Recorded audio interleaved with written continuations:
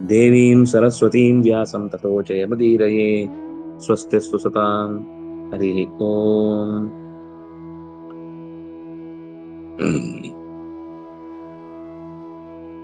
ನಮೋ ದೇವ್ಯೈ ಮಹಾದೇವ್ಯೈ ಶಿವಾಯೈ ಸತ್ತಂ ನಮಃ. ನಮಃ ಪ್ರಕೃತ್ಯೈ ಭದ್ರಾಯೈ ನಿಯತಾ ಪ್ರಣತಾ ಸ್ಮತಾಂ. ನಿರುತ್ಯೈ ಭೂಭೃತಾಂ ಲಕ್ಷ್ಮೀ ಶರ್ವಾಣ್ಯೈ ತೇ ನಮೋ ನಮಃ. ಲಕ್ಷ್ಮಿಯ ಕಾಣಿಸ್ತಿದೆ. ಲಕ್ಷ್ಮಿಯ ಅವತಾರ ಅಂದ್ರೆ ರೂಪಗಳ 3 ಅಂಶವನ್ನ ಈ ಪುರಾಣ ನಿರೂಪಣೆ ಮಾಡ್ತಾ, ಅದರಲ್ಲಿ ಶ್ರೀ ಭೂ ದುರ್ಗಾ ಅಂತ ಶ್ರೀ ರೂಪದಿಂದ ಮೊದಲು, ಭೂ ರೂಪದಿಂದ, ಮತ್ತೆ ದುರ್ಗಾ ರೂಪದಿಂದ, ಅಂದ್ರೆ ಶ್ರೀ ರೂಪದಿಂದ ಲಕ್ಷ್ಮಿಯಲ್ಲಿ, ಭೂ ರೂಪದಿಂದ ಸರಸ್ವತಿಯಲ್ಲಿ ಮತ್ತು ದುರ್ಗಾ ರೂಪದಿಂದ ಪಾರ್ವತಿಯಲ್ಲಿ ಎದ್ದು ಬಂದ ರೂಪಗಳನ್ನ, ಅಂದ್ರೆ ಅವಳನ್ನ ಆಧಾರವಾಗಿಟ್ಟುಕೊಂಡು ಮಾಡಿದಂತಹ ಕಾರ್ಯಗಳನ್ನ ಈ ಪುರಾಣದ, ಮಾರ್ಕಂಡೇಯ ಪುರಾಣದ ದೇವಿ ಮಹಾತ್ಮ್ಯದ ಭಾಗದಲ್ಲಿ ದೇವತೆಗಳು ಮಹಿಷಾಸುರನನ್ನ ಸಂಹಾರ ಮಾಡಿದ ಬಳಿಕ ಅವನ ಅನೇಕ ಬಣಗಳನ್ನೆಲ್ಲ ದುರ್ಬಲಗೊಳಿಸಿದ ಬಳಿಕ ಅವಳನ್ನ ಸ್ತುತಿ ಮಾಡುತ್ತಾರೆ. ನಿರುತಿ ಅನ್ನುವ ಒಬ್ಬ ಅಸುರ, ಆದ್ರೆ ಅವನು ನೈಋತ್ಯ ದಿಕ್ಕಿಗೆ ಸಂಬಂಧಪಟ್ಟಂತಹ ಕಾರ್ಯವನ್ನು ಮಾಡುವವ. ನೈಋತಿ ಅಂತ ಲಕ್ಷ್ಮಿಯ ಅಥವಾ ಶ್ರೀಯ ಒಂದು ರೂಪ ಅವನಲ್ಲಿ ನಿಂತು ಕೆಲಸ ಮಾಡುವುದಾದ್ರಿಂದ, ಅಂದ್ರೆ ಪರಮಾತ್ಮನ ರೂಪ ಹೇಗೆ ವಿಭೂತಿ ಇದೆಯೋ ಹಾಗೆ ಪ್ರತಿಯೊಂದರಲ್ಲೂ ಲಕ್ಷ್ಮಿಯ ವಿಭೂತಿಯೂ ಕೂಡ ಸೇರಿಕೊಂಡು ಈ ಕಾರ್ಯಭಾರವನ್ನು ನಡೆಸುವಂತದ್ದಾದ್ರಿಂದ ನೈಋತ್ಯೈ ಅಂತ ಚತುರ್ಥಿ ವಿಭಕ್ತಿ ಅಂತವಾಗಿ ಆಕೆಯನ್ನ, ಅಂದ್ರೆ ನಿರಂತರ ಋತ ಕಾರ್ಯಗಳನ್ನ ಮಾಡುವಂತಹ ಶಕ್ತಿಯಾಗಿ ನೈಋತಿ ಅವಳನ್ನ ಭೂಭೃತಾಂ ಲಕ್ಷ್ಮೀ, ಭೂಭೃತ್ ಅಂದ್ರೆ ರಾಜರು, ರಾಜರಿಗೆ ಸಂಬಂಧಪಟ್ಟ ಲಕ್ಷ್ಮಿಗೆ ಶರ್ವಾಣ್ಯೈ, ಶರ್ವ ಅಂತಂದ್ರೆ ಶರ್ವಹಿಂಸಾಯಾಮ್ ಅಂತ ಧಾತು, ರುದ್ರದೇವನಿಗೆ ಶರ್ವ ಅಂತ ಹೆಸರು.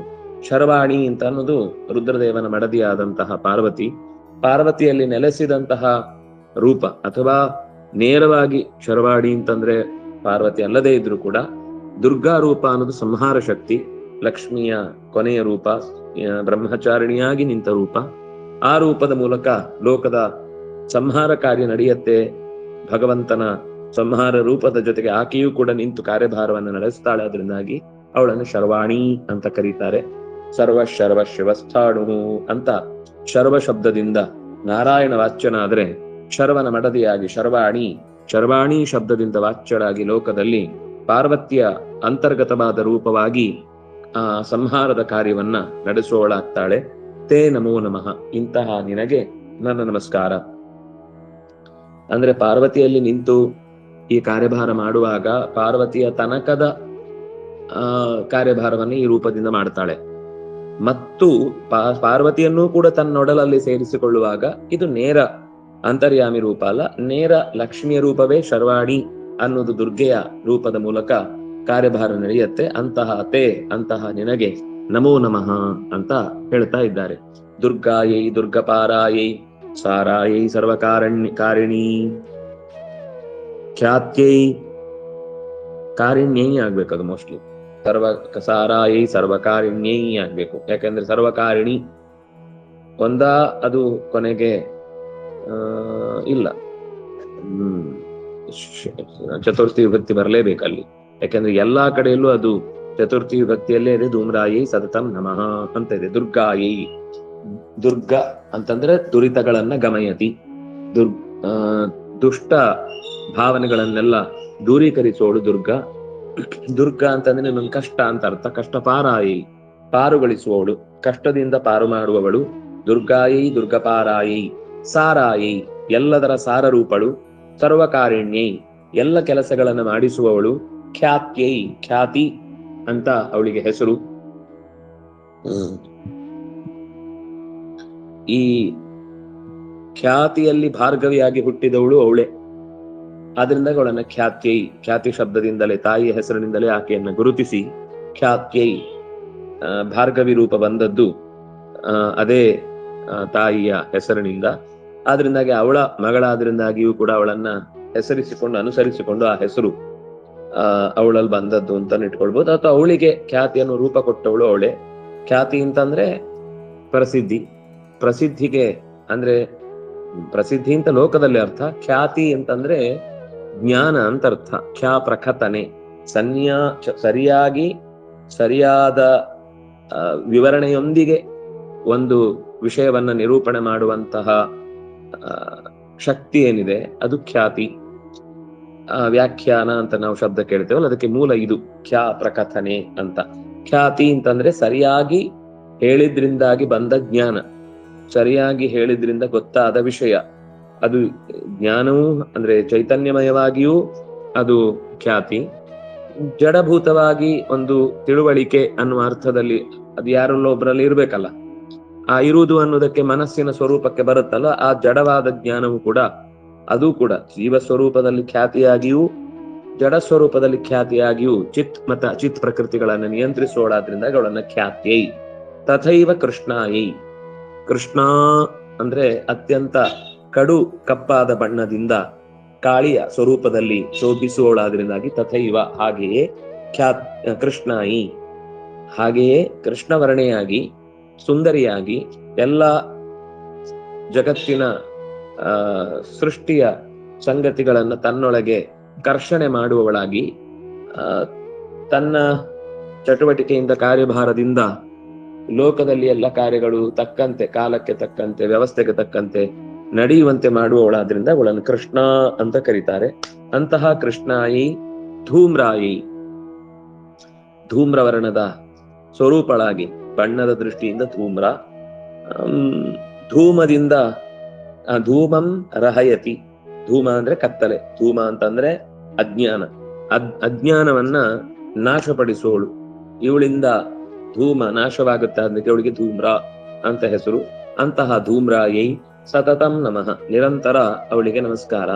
ಅತಿ ಸೌಮ್ಯಾತಿ ರೌದ್ರಾಯೈ ನಮಸ್ತಸ್ಮೈ ನಮೋ ನಮಃ, ನಮೋ ಜಗತ್ ಪ್ರತಿಷ್ಠಾಯೈ ದೇವ್ಯೈ ಕೃತ್ಯೈ ನಮೋ ನಮಃ. ಅತಿ ಸೌಮ್ಯಾತಿ ರೌದ್ರಾಯೈ, ಅವಳು ಅತಿ ಸೌಮ್ಯಳೂ ಹೌದು, ಅದೇ ಸಮಯಕ್ಕೆ ಅತಿ ರೌದ್ರಳೂ ಹೌದು. ಸಜ್ಜನರಿಗಾಗುವಾಗ ಅವಳ ಆ ರೂಪ ಅತ್ಯಂತ ಸಮಾಧಾನ ಚಿತ್ತವಾಗಿ ಕಾಣುತ್ತೆ, ಅದರಿಂದ ಭಯ ಉಂಟಾಗುವುದಿಲ್ಲ. ಅವಳು ನಮ್ಮನ್ನ ಪೋಷಿಸುವ ತಾಯಿಯಂತೆ ಸಮಾಧಾನ ಚಿತ್ತಳಾಗಿ ಕಾಣಿಸಿಕೊಳ್ತಾಳೆ. ಆದ್ರೆ ಯಾವಾಗ ದುರುಳತನದಿಂದ ಒಳಗಿನಿಂದ ಕೆಟ್ಟ ಬುದ್ಧಿಯಿಂದ ಏನಾದ್ರೂ ಅನರ್ಥವನ್ನ ಮಾಡ್ಲಿಕ್ಕೆ ಹೊರಟಾಗ ಅವಳು ಅತ್ಯಂತ ರೌದ್ರಾವತಾರವನ್ನು ತಾರ್ತಾಳೆ. ಆ ದೃಷ್ಟಿಯಲ್ಲಿ ದುಷ್ಟರಿಗೆ ಎದೆಯಲ್ಲಿ ನಡುಕ ಹುಟ್ಟಿಸುವ ರೂಪ ಅವಳೇ ಆಗಿದ್ದಾಳೆ. ಒಂದೇ ಟೈಮ್, ಅಟ್ ಎ ಟೈಮ್ ಒಂದು ರೂಪವನ್ನು ನೋಡುವಾಗ ಈಚೆ ಸಜ್ಜನರು ಕೈ ಮುಗಿದು ಭಕ್ತಿಯಿಂದ ಕಣ್ಣಲ್ಲಿ ನೀರು ಹಾಕ್ತಾ ಗದ್ಗದಿತರಾಗಿ ಆಕೆಯನ್ನು ಸ್ತೋತ್ರ ಮಾಡ್ಲಿಕ್ಕಾಗದೆ ಶರಣಾಗತರಾಗಿರ್ತಾರೆ.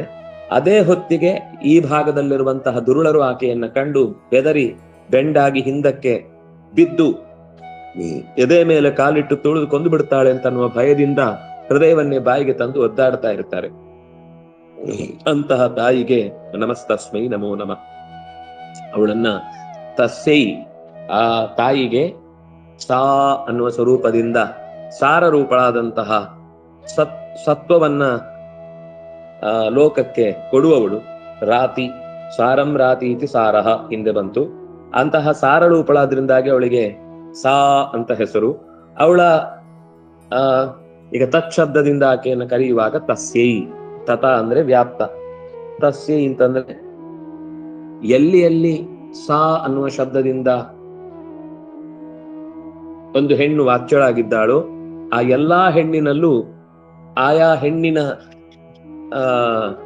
ಸಂಬಂಧಕ್ಕೆ ತಕ್ಕಂತೆ ತಾಯಿಯಾಗಿಯೋ ತಂಗಿಯಾಗಿಯೋ ಬಂಧುವಾಗಿಯೋ ಮಿತ್ರೆಯಾಗಿಯೋ ಯಾವುದೋ ಒಂದು ಸಂಬಂಧದಿಂದ ಅವಳೇ ನಿಂತಿರ್ತಾಳೆ ಸಾ ರೂಪದಿಂದ. ಆದ್ರಿಂದಾಗಿ ಅವಳು ಅಂತಹ ಎಲ್ಲರಲ್ಲೂ ಬಂಧುವಾಗಿ ನನ್ನವಳು ಅಥವಾ ನಮ್ಮವಳು ಅನ್ನುವ ರೀತಿಯಲ್ಲಿ ಬಂಧುತ್ವವನ್ನು ವಹಿಸಿಕೊಂಡಂತಹ ಸಾ ಶಬ್ದದಿಂದ ವಾಚ್ಯಳಾಗಿ, ಅಂದ್ರೆ ತತ್ಶಬ್ದದಿಂದಲೇ ವಾಚ್ಯಳಾಗಿ ಸ್ಪಸ್ಯೈ ಅನ್ನುವ ಶಬ್ದದಿಂದ ಆಕೆ ಪ್ರಸಿದ್ಧಿಗೆ ಬಂದಿದ್ದಾಳೆ. ಅಂತಹ ತಾಯಿಗೆ ಅಥವಾ ಅಂತ ಆಕೆಗೆ, ಆಕೆಯಿಂದ ನಾವು ಯಾರನ್ನ ಆಕೆ ಅಂತ ಕರಿತೀವೋ ಆ ಎಲ್ಲ ಆಕೆಯಲ್ಲೂ ಇರುವವಳು ಆಕೆನೆ. ಅದನ್ನ ಅಂತವಳಿಗೆ ನಮೋ ನಮಃ. ಯಾಕಂದ್ರೆ ಅವಳು ಇಲ್ಲದ ಜಾಗ ಇಲ್ಲ, ಅವಳೇ ಎಲ್ಲರಲ್ಲೂ ತುಂಬಿದ್ದಾಳೆ. ಅಂತಹ ಅವಳನ್ನ ನಮಃ ನಮಃ ನಮಃ ಅಂತ 3 ಬಾರಿ ಸ್ಮರಣೆ ಮಾಡಿಕೊಂಡು ಹೇಳ್ತಾ ಇದ್ದಾರೆ. ಅಂದ್ರೆ ಮತ್ತೆ ಮತ್ತೆ ನಮಸ್ಕಾರ ಮಾಡೋದ್ರ ಉದ್ದೇಶ ಎಲ್ಲೆಡೆ ಇದ್ದಾಳೆ ಅನ್ನೋದನ್ನ ನೆನಪಿಸುವಂಥದ್ದು. ನಮೋ ಜಗತ್ ಪ್ರತಿಷ್ಠಾಯಿ ದೇವ್ಯೈ ಕೃತ್ಯೈ ನಮೋ ನಮಃ. ಜಗತ್ತಿನ ಪ್ರತಿಷ್ಠೆಯಾದವಳು, ಪ್ರತಿಷ್ಠಾ ಸ್ವರೂಪಳಾಗಿ ಪ್ರತಿಷ್ಠತಿ, ಎಲ್ಲರಲ್ಲೂ ಇರುವವಳು ಪ್ರತಿಷ್ಠಾ. ಪ್ರತಿಷ್ಠತಿ ಇತಿ ಪ್ರತಿಷ್ಠಾ, ಎಲ್ಲಾ ವಸ್ತುಗಳಲ್ಲೂ ನೆಲೆಸಿದ್ದಾಳೆ. ಯಾಕೆಂದ್ರೆ ಭಗವಂತ ಸೃಷ್ಟಿಯ ಮಾಡಿ ಅದನ್ನು ಪ್ರವೇಶಿಸುವಾಗ ಅವಳೊಟ್ಟಿಗೆ ಪ್ರವೇಶ ಮಾಡ್ತಾನೆ, ತಾನೊಬ್ಬನೇ ಪ್ರವೇಶ ಮಾಡಲ್ಲ. ಆದ್ರಿಂದಾಗಿ ಅವಳು ಪ್ರತಿಷ್ಠಾ, ಜಗತ್ತಿಗೆ ಆಧಾರಭೂತಳು, ನಿತ್ಯ ಮುಕ್ತಳಾದ್ರಿಂದ ಎಲ್ಲದರಲ್ಲೂ ಅವಳಿಗೂ ವ್ಯಾಪ್ತಿ ಇರುವುದರಿಂದ, ಎಲ್ಲ ಕಾಲದಲ್ಲೂ ಇರುವವಳಾದ್ರಿಂದ, ಎಲ್ಲಾ ರೀತಿಯಿಂದ ಅದರ ಆಗು ಹೋಗುಗಳನ್ನ ಬಲ್ಲವಳಾದ್ರಿಂದಾಗಿ ಭಗವಂತನ ಬಗ್ಗೆ ಆಕೆಗೆ ತಿಳಿವಿನಲ್ಲಿ ಇನ್ನು ತಿಳಿಯುವುದಕ್ಕೆ ಏನಾದ್ರೂ ಉಳಿದಿರಬಹುದು ಅನ್ನುವ ಅಂಶದಲ್ಲಿ ಆಕೆಯನ್ನ ಭಗವಂತನಿಗಿಂತ ಕಮ್ಮಿ ಅಂತ ಹೇಳುದು ಬಿಟ್ರೆ, ಲೋಕದ ವಿಷಯದಲ್ಲಿ ಆಕೆಗೆ ತಿಳಿಯದ ಸಂಗತಿಯೇ ಇಲ್ಲ. ಅವಳಿಗೆ ಸ್ಪಷ್ಟವಾದ ತಿಳುವಳಿಕೆ ಇದೆ. ಅಂದ್ರೆ ನೆನ್ಪು ಮಾಡ್ಕೊಂಡು ಅಲ್ಲ, ದೇವರು ಹೇಗೆ ಜಗತ್ತಿನ ವಿಷಯದಲ್ಲಿ ಅತ್ಯಂತ ಸ್ಪಷ್ಟವಾದ ಚಿತ್ರಣವನ್ನ ಹೊಂದಿದ್ದಾನೋ ಅದೇ ರೀತಿ ಆಕೆಯು ಕೂಡ ಜಗತ್ತಿನ ವಿಷಯದಲ್ಲಿ ಆಕೆಗೆ ತಿಳುವಳಿಕೆ ಇದೆ. ಅದರಲ್ಲಿರುವ ತನ್ನ ಬಗೆಗೆ ಮಾತ್ರ ಸೂಕ್ಷ್ಮಾತಿ ಸೂಕ್ಷ್ಮಗಳನ್ನ ಅರಿಯುವಾಗ ಅದರಲ್ಲಿ ಆಕೆಗೆ ಭಗವಂತನ ತಿಳಿವಿಗಿಂತ ಸ್ವಲ್ಪ ವ್ಯವಸ್ಥೆಯಲ್ಲಿ ಹಿಂದೆ ಇರ್ತಾಳೆ. ಆದ್ರೆ ಜಗತ್ತಿನ ಪ್ರತಿಷ್ಠೆಗೆ ಬೇಕಾದ ಜ್ಞಾನ ಅವಳಿಗಿದ್ದೇ ದೇವ್ಯೈ, ಅವಳು ಲೀಲಾ ಸ್ವರೂಪಳು. ಅದರಿಂದಾಗಿ ಇಷ್ಟೆಲ್ಲ ಅವಳನ್ನ ಸ್ತೋತ್ರ ಮಾಡ್ಲಿಕ್ಕೆ ಸಾಧ್ಯ ಆಗುತ್ತೆ. ಕೃತ್ಯೈ, ಕೃತಿ ರೂಪಳಾಗಿ ಪ್ರತಿಯೊಂದು ಕಾರ್ಯದ ಹಿಂದೆ ಚಟುವಟಿಕೆ, ಇದೊಂದು ಪಾಠ ಆಗ್ತಾ ಇದೆ, ಇದೊಂದು ಕೃತಿ. ಈ ಕೃತಿಯಲ್ಲಿ ಕೃತಿ ಶಕ್ತಿಯಾಗಿ ನಿಂತವಳಾದ್ರಿಂದಾಗಿ ಪಾಠ ಮಾಡುವುದಿರ್ಬೋದು, ನೋಡುವುದಿರ್ಬೋದು, ಕೇಳುವುದಿರ್ಬೋದು, ಆಡುವುದಿರ್ಬೋದು, ಹಾಡುವುದಿರ್ಬೋದು, ಕುಣಿಯುವುದಿರ್ಬೋದು, ಕುಪ್ಪಳಿಸುವುದಿರ್ಬೋದು, ಯಾವುದು ಆಫೀಸಿನ ಕೆಲಸ ಇರ್ಬೋದು, ಏನೇ ಕೆಲಸ ಮಾಡುವಾಗ ಕೃತಿಯಾಗಿ ನಮ್ಮ ದೇಹದಿಂದ ಚಟುವಟಿಕೆಗೆ ಕಾರಣವಾಗುವಂತಹ ಕೃತಿ ಶಕ್ತಿಯಾಗಿ ಅವಳೇ ನೆಲೆಸಿರುವವಳಾದ್ರಿಂದಾಗ ಅವಳನ್ನ ಕೃತ್ಯೈ, ಅಂತಹ ಕೃತಿ ಸ್ವರೂಪಳಾದವಳಿಗೆ ನಮೋ ನಮಃ. ದೇವಿಯಾಗಿ ಲೀಲಾಜಾಲವಾಗಿ ಜಗತ್ತಿನ ಎಲ್ಲ ಕಾರ್ಯಗಳನ್ನು ಕೂಡ ನಡೆಸುವಂತಹ ತಾಯಿಗೆ ನಮೋ ನಮಃ. ಯಾ ದೇವಿ, ಅದನ್ನ ಇಲ್ಲಿ ತನಕ ವ್ಯಾಖ್ಯಾನ ಮಾಡಿ ಹೇಳಬೇಕಾಯ್ತು. ಈಗ ಅವರೇ ಡೈರೆಕ್ಟ್ ಆಗಿ ಹೇಳ್ತಾರೆ, ಯಾ ದೇವಿ ಸರ್ವಭೂತೇಷು ವಿಷ್ಣುಮಾಯೇತಿ ಶಬ್ದಿತಾ ನಮಸ್ತಸ್ಯೈ ನಮಸ್ತಸ್ಯೈ ನಮಸ್ತಸ್ಯೈ ನಮೋ ನಮಃ. ಯಾವ ದೇವಿಯು ಸರ್ವಭೂತಗಳಲ್ಲಿಯೂ ಕೂಡ ನೆಲೆಸಿದ್ದಾಳು ಏನಾಗಿ? ವಿಷ್ಣುಮಾಯಾ ಅನ್ನುವ ಶಬ್ದದಿಂದ. ಅವಳು ಯಾರು ಅಂತಂದ್ರೆ ವಿಷ್ಣುವಿಗೆ ಸಂಬಂಧಿಸಿದವಳು. ವಿಷ್ಣುವಿನ ಮಾ ಅಂತಂದ್ರೆ ವಿಷ್ಣುವಿನ ಅರಿವಿನ ಸ್ವರೂಪದಲ್ಲಿ, ಮಾಯಾ ಅಂದ್ರೆ ತಿಳಿವು, ವಿಷ್ಣುವಿನ ಮಾಯಾ ಅಂದ್ರೆ ವಿಷ್ಣುವಿನ ತಿಳಿವಿನ ಭಾಗವಾಗಿ, ತಿಳಿವಿನ ಸಂಕೋಲೆಯಾಗಿ ವಿಷ್ಣುವಿನಲ್ಲಿ ನೆಲೆಸಿದ್ದಾಳೆ. ಜಗತ್ತಿನ ಅರಿವು ಅವಳು ಕೊಡ್ಲಿಕ್ಕೋಸ್ಕರ ಈ ಜಗತ್ತಿನ ಜೊತೆಗೆ ಸೇರಿಕೊಳ್ತಾಳೆ. ವಿಷ್ಣುವಿನ ಮಡದಿ, ಒಂದರ್ಥ ವಿಷ್ಣು ಮಾಯ, ವಿಷ್ಣುವಿನ ಮಹಿಮೆಯನ್ನ ತಿಳಿಸುವವಳಾಗಿ, ವಿಷ್ಣುವಿನ ಅರಿವು ಕೊಡುವವಳಾಗಿ, ವಿಷ್ಣುವಿನ ಇಚ್ಛೆಗೆ ಅನುಗುಣವಾಗಿ ನಡೆಯುವಂತವಳಾದ್ರಿಂದಾಗಿ ಅವಳನ್ನ ವಿಷ್ಣು ಮಾಯಾ ಅಂತ ಕರೀತಾರೆ. ವಿಷ್ಣು ಮಾಯಾ ಇತಿ ಶಬ್ದಿತಾ, ಹೀಗಂತ ಅವಳನ್ನ ಶಬ್ದಿತ ಅಂದ್ರೆ ಕರೀತಾರೆ. ಅಂತಹ ತಾಯಿಗೆ ನಮಸ್ತಸ್ಯೈ ನಮಸ್ತಸ್ಯೈ ನಮಸ್ತಸ್ಯೈ ನಮೋ ನಮಃ. ಆಕೆಗೆ ನಮಸ್ಕಾರ, ಆಕೆಗೆ ನಮಸ್ಕಾರ, ಆಕೆಗೆ ನಮಸ್ಕಾರ. ಈ ಮಾಯೆ 3 ರೀತಿಯಾದ ಕೆಲಸ ಮಾಡುತ್ತೆ. ಸಜ್ಜನರಿಗೆ ಆ ಬಂಧನವನ್ನ ಮಾಯಾಶಕ್ತಿ ಬಿಡಿಸುತ್ತೆ. ಮಧ್ಯಮರಿಗೆ ಸ್ವಲ್ಪ ಕೊಡುತ್ತೆ, ಸ್ವಲ್ಪ ಬಿಡುತ್ತೆ. ದುಷ್ಟರಿಗೆ ಇನ್ನಷ್ಟು ಮುಚ್ಚಿ ಹಾಕಿ ಅವರನ್ನ ಕತ್ತಲೆಯಲ್ಲಿ ಕೊಳೆಸುತ್ತೆ. ಹಾಗಾಗಿ ಅಂತಹ 3 ಜನರನ್ನು ಕೂಡ ಆಕೆಯಾಗಿ, ಮಾಯಾಶಕ್ತಿಯಾಗಿ ಅವರವರ ಪರದೆಯನ್ನು ತಕ್ಕಂತೆ ದೂರೀಕರಿಸುವಳಾದ್ರಿಂದಾಗಿ ಅಂತಹ ತಾಯಿಗೆ, ತಾಯಿ ಸಾರಳೂಪಳಾದವಳಿಗೆ, ಸತ್ವವನ್ನ ಪ್ರಚುರಪಡಿಸುವಂತಹ ತಾಯಿಗೆ, ರಜಸ್ಸನ್ನ ಪ್ರಚುರಪಡಿಸುವಂತಹ ತಾಯಿಗೆ, ತಮಸ್ಸನ್ನ ಪ್ರಚುರಪಡಿಸುವಂತಹ ತಾಯಿಗೆ ನಮಸ್ಕಾರ ನಮಸ್ಕಾರ ನಮಸ್ಕಾರ, ಮತ್ತೆ ಮತ್ತೆ ನಮಸ್ಕಾರ ಅಂತ ನಮೋ ನಮಃ ಅಂತ ಅದು ಸ್ತೋತ್ರ ಮಾಡ್ತಾ ಇದೆ. ಮುಂದೆ ಯಾ ದೇವಿ ಸರ್ವಭೂತೇಷು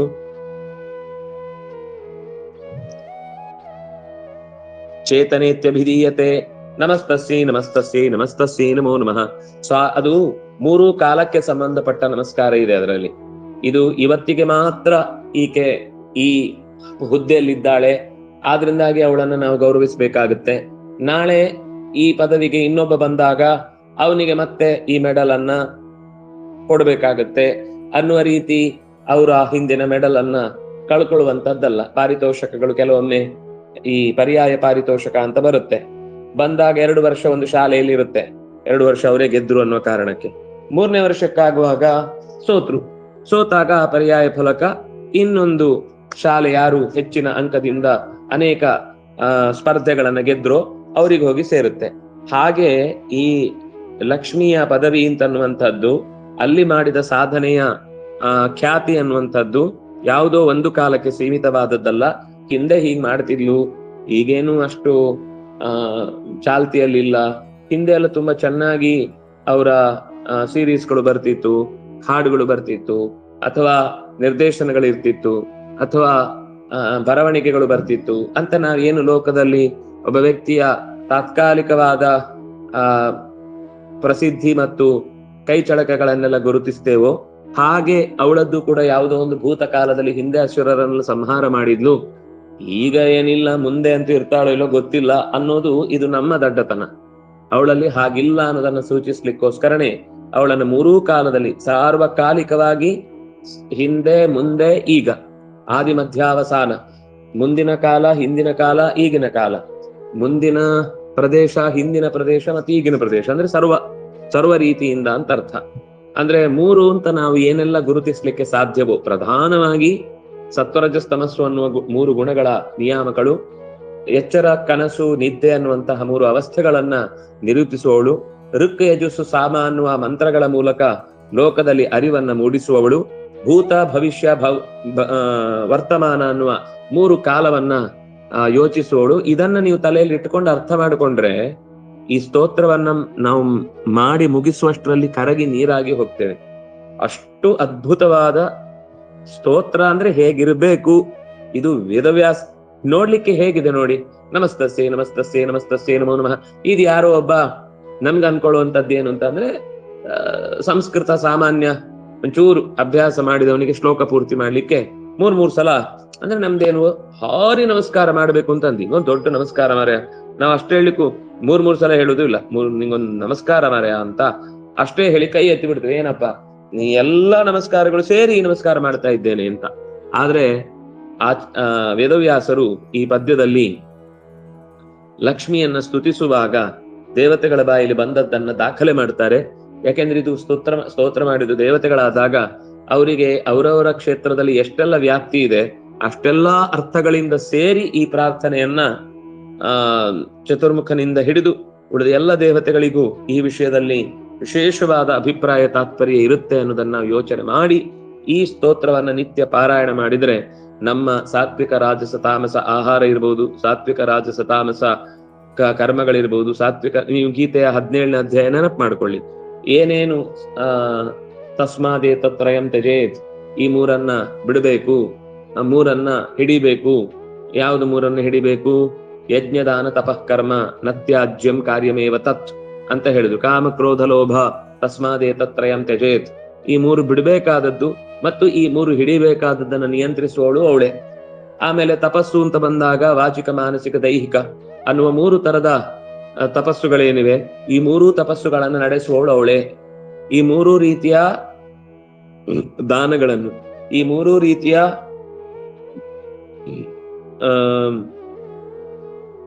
ಅಂದ್ರೆ ವಾಚಿಕ ಕಾಯಿಕ ಮಾನಸಿಕ ತಪಸ್ಸು, ವಾಚಿಕ ಕಾಯಿಕ ಮಾನಸಿಕ ಕರ್ಮ, ಇದೆಲ್ಲವೂ ಕೂಡ ಅವಳ 3 ರೂಪಗಳಿಂದ ನಿರ್ವಹಣೆಗೊಳ್ತಾವೆ ಮತ್ತು 3ರಲ್ಲೂ ಅವಳದ್ದೇ ಕಾರ್ಯಭಾರ ಇದೆ ಅನ್ನುವ ಹಿನ್ನೆಲೆಯಲ್ಲಿ 3ರ ನಮಸ್ಕಾರದ ಯೋಚನೆಗಳು ಎಷ್ಟು ನಿಮ್ಗೆ ಆಲೋಚನೆ ಮಾಡಿ ಅದನ್ನ ತೆರೆದಿಡ್ಲಿಕ್ಕೆ ಸಾಧ್ಯವೋ ಅಷ್ಟೂ ಅರ್ಥದಲ್ಲಿ ಈ ಶ್ಲೋಕಗಳು ನಮ್ಮನ್ನ ಜಾಗ್ರತೆಯಿಂದ ಸ್ತೋತ್ರ ಮಾಡುವಾಗ ನಮ್ಮ ನಾಲಿಗೆಯಿಂದ ನುಡಿಯುವ ಪ್ರತಿಯೊಂದು ಮಾತು ಕೂಡ ಅತ್ಯಂತ ಭಾರವತ್ತಾದದ್ದು, ಅರ್ಥವತ್ತಾದದ್ದು. ಮಹಾಭಾರತ ಅನ್ನುವ ಹೆಸರು ಯಾಕೆ ಬಂತು ಅನ್ನುವ ಹಿನ್ನೆಲೆಯಲ್ಲಿ ಯೋಚಿಸಬೇಕಾದದ್ದು ಅಂತ. ಅಂದ್ರೆ ಎಲ್ಲೆಲ್ಲಿಗೆ ವ್ಯಾಖ್ಯಾನ ಮಾಡಿತ್ತು ನೋಡಿ ಗೀತೆ. ಯಾವುದೋ ಮಾರ್ಕಂಡೇಯ ಪುರಾಣದಲ್ಲಿ ಒಂದೊಂದು ಸ್ತೋತ್ರವನ್ನ ಗೀತೆ ಅಲ್ಲಿ ವ್ಯಾಖ್ಯಾನ ಮಾಡ್ತಾ ಕೂತಿದೆ. ಅಲ್ಲಿ ಸ್ತೋತ್ರ ಮಾಡುವಾಗ ಇನ್ನು ಮುಂದೆ ಬರುತ್ತೆ. ಯಾ ದೇವಿ ಸರ್ವಭೂತೇಷು ಬುದ್ಧಿ ರೂಪೇಣ ಸಂಸ್ಥಿತ, ಅಲ್ಲಿ ಬುದ್ಧಿ ಸಾ ಪಾರ್ಥ ಸಾತಕಿ, ಬುದ್ಧಿ ಸಾ ಪಾರ್ಥ ರಾಜಸಿ, ಬುದ್ಧಿ ಸಾ ಪಾರ್ಥ ತಾಮಸಿ ಅಂತಿದೆ. ನಿದ್ರಾ ರೂಪೇಣ ಸಂಸ್ಥಿತ, ನಿದ್ದೆಯಲ್ಲೂ ಹಾಗೆ ಸಾತ್ವಿಕ ನಿದ್ದೆ, ರಾಜಸ ನಿದ್ದೆ, ತಾಮಸ ನಿದ್ದೆ ಅಂತಿದೆ. ಹಾಗೆ ಚೇತನ, ಈ ಜೀವಗಳು ಕೂಡ 3 ರೀತಿಯಾದ ಜೀವಿಗಳಿದ್ದಾವೆ. ಸಾತ್ವಿಕ ಜೀವಿಗಳು, ರಾಜಸ ಜೀವಿಗಳು, ತಾಮಸ ಜೀವಿಗಳು. ನೆನಪಿನಲ್ಲೂ ಹಾಗೆ ಸಾತ್ವಿಕ ನೆನಪು, ರಾಜಸ ಬೇಡವಾದ್ದೇ ನೆನಪಿರುತ್ತೆ, ಒಳ್ಳೇದು ಒಂದು ನೆನಪಿರಲ್ಲ. ಇನ್ನೊಬ್ಬರಿಗೆ ಅನ್ಯಾಯ ಮಾಡುವುದಕ್ಕೆ ಏನೆಲ್ಲ ಬೇಕೋ ಅದೆಲ್ಲ ನೆನಪಿರುತ್ತೆ. ಅವ್ರು ಮಾಡಿದ ಉಪಕಾರ ಒಂದ್ ದಿವಸ ನೆನಪುಳಿಯಲ್ಲ. ಇಂಥ ನೆನಪೂ ಇದೆ. ಯಾವ್ದ್ಯಾವ್ದೋ ಹಳೆ ಜನ್ಮದ್ದೆಲ್ಲ ವೈರಗಳನ್ನು ಇಟ್ಟುಕೊಂಡು ಈಗ ಅವರ ಭೇಟಿನೇ ಆಗದೆ ಇದ್ದಾಗ್ಲೂ ಮೊದಲನೆಯ ಭೇಟಿಯಲ್ಲೇ ಅವರನ್ನ ಖಂಡ ತುಂಡವಾಗಿಸುವಷ್ಟು ಖಾರವಾಗಿ ಅವರನ್ನ ಬೈಯುವುದೋ ಅಥವಾ ನಿಗ್ರಹಿಸುವುದೋ ಏನೋ ಒಂದು ಪ್ರಕರಣ ನಡೆಯುತ್ತೆ. ಇದೇನು ಅಂತ ನಮ್ಗೆ ಗೊತ್ತಾಗುದಿಲ್ಲ. ಚೇತನ ಕೆಲಸ ಮಾಡುತ್ತೆ, ಯಾವುದೋ ಹಿಂದಿನ ಜನ್ಮದ ವೈರ. ನಾವ್ಯಾವುದೋ ದಾರಿಯಲ್ಲಿ ಹೋಗ್ತಾ ಇರ್ತೇವೆ, ನಮಗೆ ಸಂಬಂಧವೇ ಇಲ್ಲ. ಒಂದ್ ನಾಯಿ ಇದ್ದಕ್ಕಿದ್ದಂತೆ ಬಂದು ನಮ್ಮನ್ನು ಕಚ್ಚಿ ಗಾಯ ಮಾಡಿ ಬೀಳ್ಸಿ, ಕೈಯಲ್ಲಿದ್ದ ಪದಾರ್ಥಗಳೆಲ್ಲ ಬಿದ್ದು ಹೋಗಿ, ಅದರಲ್ಲಿ ಏನೇನು ಅಗತ್ಯವಾದ ವಸ್ತುಗಳೆಲ್ಲ ಉಪಯೋಗಕ್ಕೆ ಬೇಕಾದದ್ದೆಲ್ಲ ಉಪಯೋಗಕ್ಕೆ ಬಾರದಂತಾಗಿ ಯಾರದೋ ಕೈಗೆ ಸಿಕ್ಕಿ ಅವರು ಆ ವಸ್ತುಗಳನ್ನೆಲ್ಲ ದೋಚ್ಕೊಂಡು ಹೋಗಿ, ಒಂದು ನಾಯಿ ಅಡ್ಡ ಬಂದು ಗಾಡಿ ಬಿದ್ದು ನಾವು ಇಡೀ ಒಂದು ದೊಡ್ಡ 10 ವರ್ಷದ ಶ್ರಮವನ್ನೆಲ್ಲ ಕಳ್ಕೊಳ್ಳುವಂತ ಒಂದು ಪ್ರಸಂಗ ಬರುತ್ತೆ. ನಮ್ಗೂ ಆ ನಾಯಿಗೂ ಏನ್ ಸಂಬಂಧ ಅಂತ ನಮ್ಗೆ ಗೊತ್ತಾಗುದಿಲ್ಲ. ಯಾವುದೋ ಒಂದು ಕಾಲದಲ್ಲಿ ಆ ನಾಯಿಯ ಬದುಕಿನಲ್ಲೂ ನಾವು ಇಂಥದ್ದೇ ಏನೋ ಒಂದು ಪ್ರಕರಣ ಮಾಡಿರ್ತೇವೆ. ಅದೇ ಕಾರಣಕ್ಕೆ ಆ ಕರ್ಮದ ಪ್ರತಿಕೂಲವಾದ ಸ್ಥಿತಿ ನಾವು ಅನುಭವಿಸಬೇಕಾಗತ್ತೆ.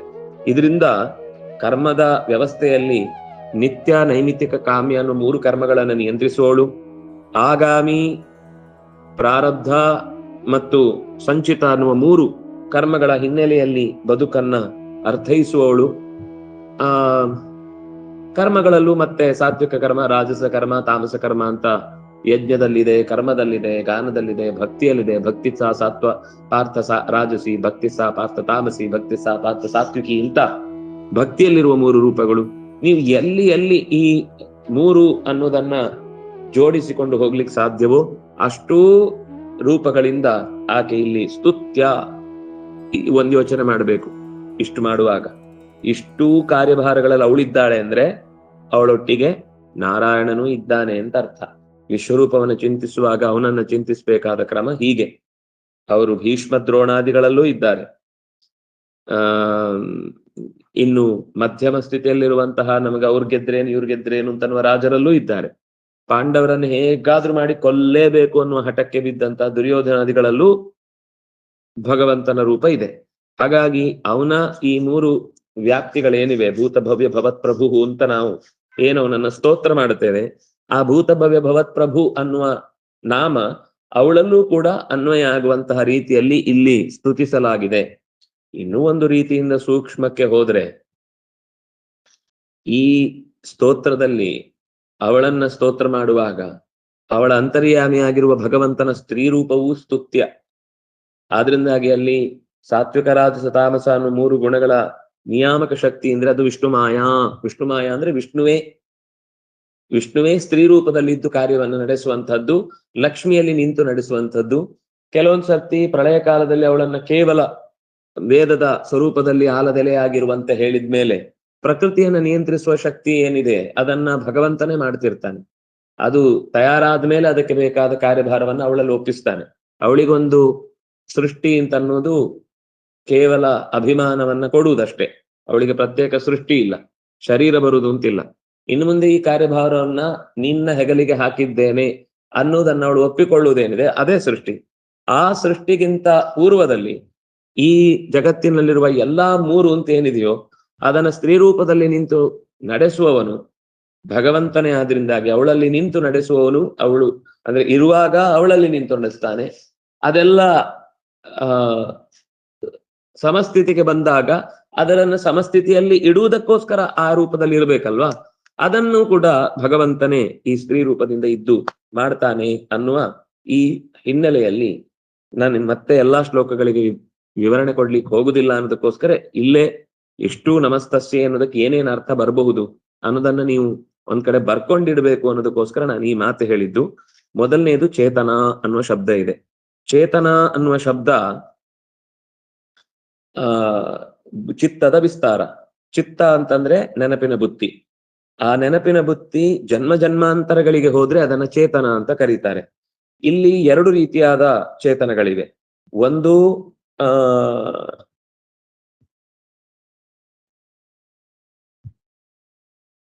ಜೀವ ಅಂತ ನೇರ ಅರ್ಥ. ಚೇತನ ಅಂದ್ರೆ ಜೀವ.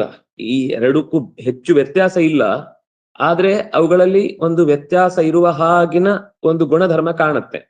ಅಂದ್ರೆ ಚೇತನ ಅಂದ್ರೆ ಜೀವ, ಆ ಜೀವದಲ್ಲಿರುವ ಜನ್ಮಾಂತರದ ಸಂಸ್ಕಾರದ ನೆನಪು ಏನಿದೆ ಅದನ್ನು ಚೇತನ ಅಂತ ಕರೀತಾರೆ. ಈಗ ಮನಸ್ಸಿನ 5 ವಿಭಾಗ ಹೇಳುವಾಗ, ಮನಸ್ಸು ಬುದ್ಧಿ ಚಿತ್ತ ಅಹಂಕಾರ ಚೇತನ ಅಂತ ಹೇಳುವಾಗ, ಅಲ್ಲಿ ಈ ಚೇತನ ಅನ್ನೋದು ಜೀವದ್ದೇ ಒಂದು ವಿಭಾಗ. ಅದು ಜೀವವೇ, ಆದ್ರೆ ಅದನ್ನ ನೆನಪಿನ ವಿಭಾಗವಾಗಿ ಜನ್ಮಾಂತರದ ಎಲ್ಲ ನೆನಪುಗಳನ್ನ ಜಾಗೃತಗೊಳಿಸಿ ತ್ರಿಕಾಲಜ್ಞಾನಿಗಳನ್ನಾಗಿ ಮಾಡುತ್ತಾಳಲ್ವಾ. ಅದಕ್ಕೆ ಹೇಳಿದ್ದು ಷಡ್ವರ್ಗ ನಿಗ್ರಹ ನಿರಸ್ತ ಸಮಸ್ತ ದೋಷಾಹ ಧ್ಯಾಯಂತಿ ವಿಷ್ಣುರ್ಷಯೋ ಯದಪಾಂಗಲೇಶಂ. ಆಶ್ರಿತ್ಯ ಋಷಿಗಳನ್ನ ಷಡ್ವರ್ಗದ ಅಪಾಯದಿಂದ ಅವರಿಗೆ ನಿಗ್ರಹ ಶಕ್ತಿಯನ್ನು ಕೊಟ್ಟು ಪಾರು ಮಾಡಿ ಅವರ ತ್ರಿಕಾಲ ಜ್ಞಾನಿಗಳನ್ನಾಗಿಸಿ ಅವರ ಎಲ್ಲಾ ಕಾಲದ ಚಿಂತನೆಯಲ್ಲೂ ಭಗವಂತನ ಸ್ವಚ್ಛವಾದ ಅರಿವು ಉಂಟು ಮಾಡುವಂತೆ ಯಾರು ನಡೆಸಿದ್ದಾಳೋ ಅಂಥವಳನ್ನೂ ಕೂಡ ತನ್ನ ಮೆಲುನೋಟದಿಂದ ಕಾಪಿಡುವ ಹರಿಗೆ ನಮನಂ ಅನ್ನುವ ಸ್ತೋತ್ರ ಮಾಡುವಾಗ ಅವಳು ಈ ಋಷಿಗಳಲ್ಲಿ ನೆಲೆಸಿದ ತ್ರಿಕಾಲ ಜ್ಞಾನ ಏನಿದೆ ಅದಕ್ಕೆ ಹೆಸರು ಚೇತನ. ಆ ಚೇತನಾಳನ್ನು ಕೂಡ ಚೇತಯತಿ, ಜಾಗೃತಗೊಳಿಸ್ತಾನೆ. ಅದರಿಂದಾಗಿ ಭಗವಂತನ ಚೇತನ ಅನ್ನುವ ರೂಪ ಬರುತ್ತೆ. ಆದ್ರೆ ಇಲ್ಲಿ ಚಿಂತನೆ ಮಾಡಬೇಕಾದಾಗ ದೇವಿ ಅಂತ ಅವಳನ್ನ ಸರ್ವಭೂತೇಶು, ಯಾವ ದೇವಿಯು ಎಲ್ಲ ಭೂತಗಳಲ್ಲಿಯೂ ತತ್ತತ್ ಜೀವದ ಸಂಸ್ಕಾರದ 16 ಜನ್ಮದ ಎಚ್ಚರಗಳನ್ನ ಹೊತ್ತು ನಿಂತಿದ್ದಾಳೋ ಅವಳನ್ನ ಅದೇ ಹೆಸರಿನಿಂದ ಕರೀತಾರೆ. ಅವಳನ್ನು ಚೇತನ ಇತ್ಯಭಿಧೀಯತೆ. ಅಂಥವಳಿಗೆ ನಮಸ್ಕಾರ ನಮಸ್ಕಾರ ನಮಸ್ಕಾರ, ಮತ್ತೆ ಮತ್ತೆ ನಮಸ್ಕಾರ ಅಂತ ಹೇಳಿದ್ದು. ಎರಡನೇದು ಬುದ್ಧಿ.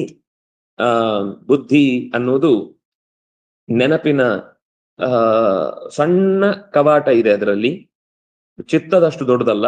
1 ದಿವಸ 2 ದಿವಸ 3 ದಿವಸಕ್ಕಾಗುವಷ್ಟು ನೆನಪಿನ ಸಾಮರ್ಥ್ಯ ಇರುತ್ತೆ. ಅಂದ್ರೆ ಈ ಬುದ್ಧಿ ಅನ್ನೋದು ಒಂದು ರೀತಿ ನಮ್ಮ ಈ ವಾಟ್ಸಪ್ ಸೆಟ್ಟಿಂಗ್ ಅಲ್ಲಿ ಇನ್ನೇನು ಹೇಳಿದ್ದೆ ನಾನು, ಮನಸ್ಸು ಅಂತ ಅನ್ನೋದು ನೋಡಿದ ತಕ್ಷಣ ಸ್ವಲ್ಪ ಹೊತ್ತಿರುತ್ತೆ, ನಾವು ನೋಡಿ ಆದ್ಮೇಲೆ ಅದು ಮರ್ತು ಹೋಗುತ್ತೆ. ನೀವು ಸೀನ್ ಅಂತ ಕೊಟ್ರೆ, ಅಂದ್ರೆ ಅವ್ರು ನೋಡಿದ ತಕ್ಷಣ ಹೋಗುತ್ತೆ ಅನ್ನುವ ಕಮಾಂಡ್ ಕೊಟ್ರೆ ಅವ್ರು ನೋಡಿ ಆದ ತಕ್ಷಣ ಆ ಮೆಸೇಜು ಡಿಸಪಿಯರ್ ಆಗುತ್ತೆ.